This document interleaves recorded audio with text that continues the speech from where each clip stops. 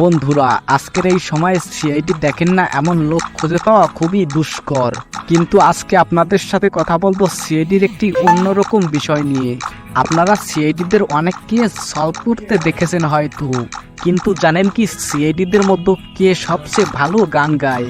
বন্ধুরা, এটা একটা অন্যরকম ভিডিও হতে যাচ্ছে, তার জন্য চ্যানেলটিতে লাইক করে চ্যানেলটি সাবস্ক্রাইব করে রাখুন।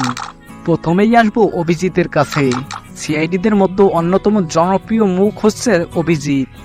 অভিজিৎকে ছাড়া যেন সিআইডি পুরো অচল, এবং তার ফ্যান ফলোয়াররা তাকে অনেক ভালোবাসে। তো চলুন অভিজিতের কণ্ঠে দু লাইন গান শুনে আসা যাক।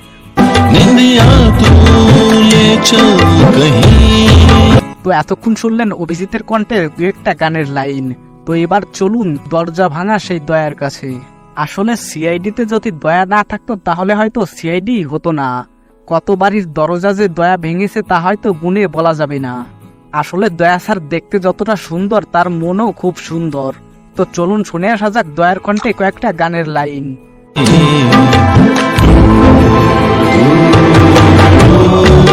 এবার কুস্ত গড়বড় হে, তার মানে বুঝতে পারছেন কার কথা বলা হচ্ছে।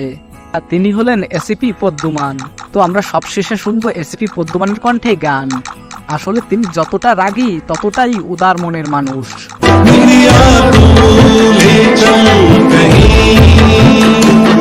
তো বন্ধুরা, এই ভিডিওতে আর বেশি গান শোনাতে পারছি না।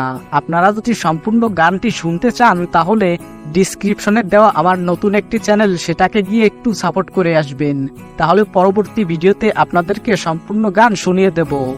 আর অবশ্যই কমেন্ট করে জানাবেন কার গান সবচেয়ে বেশি ভালো লেগেছে।